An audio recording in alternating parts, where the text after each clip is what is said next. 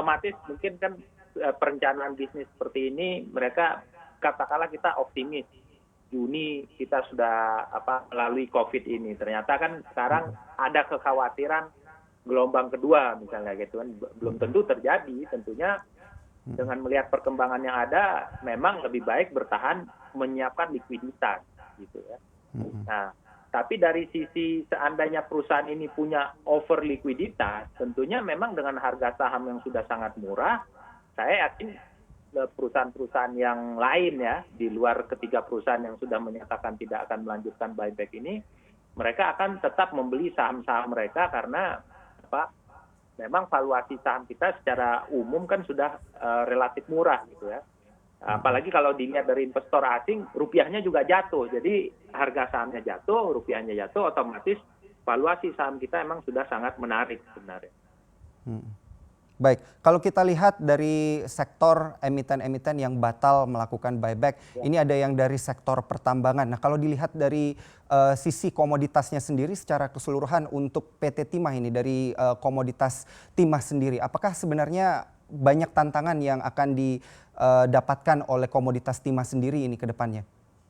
Dengan lambatnya ekonomi tentunya memang yang salah satu paling terpukul adalah komoditas-komoditas industrial ya, seperti timah ini ya, termasuk juga mungkin yang lain gitu ya. Dan sebagaimana kita ketahui, termasuk juga yang mengalami kejatuhan ini kan misalnya harga minyak. Nah, otomatis ini juga kalau di kita yang paling banyak komoditas itu kan pertanian itu kelapa sawit. Nah, ini juga terlihat harganya terpukul ya. Cuma balik lagi, apakah perusahaannya sendiri dari masa-masa yang lalu mereka memiliki cash flow yang kuat untuk bertahan di masa yang sulit ini gitu ya.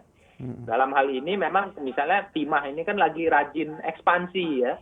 Nah, kemudian lagi rajin ekspansi, kemudian bisnisnya terpukul, tentu mereka harus mencari celah untuk bisa bertahan agar ekspansi yang sudah dilakukan nanti ketika ekonomi pulih benar-benar bermanfaat bagi pertumbuhan perusahaan mereka gitu, dan tidak menyebabkan mereka kesulitan terkait dengan likuiditas terkait dengan pembayaran cicilan dan bunga hutangnya. Baik, ini menarik untuk kita bahas Mas Rizal, tapi kita coba mundur sedikit karena tadi Anda sempat mengatakan bahwa valuasi emiten-emiten di Bursa Efek Indonesia ini sudah cukup menarik. Nah, ini terkait dengan emiten-emiten yang batal melakukan buyback. Apakah ketiga emiten ini harga sahamnya sudah cukup menggambarkan valuasi perusahaan sebenarnya? Saya kebetulan tidak punya data detailnya ya, kecuali misalnya katakanlah tadi yang kita bahas tentang perbankan gitu ya. Nah, bank-bank ini sebenarnya kalau kita lihat di Indonesia, valuasinya itu seakan-akan Indonesia ini krisis seperti tahun 98. Nah, pertanyaannya apakah ekonomi kita sekarang krisis? Apakah ekonomi kita akan mengalami krisis parah? Saya tidak melihat ke situ ya.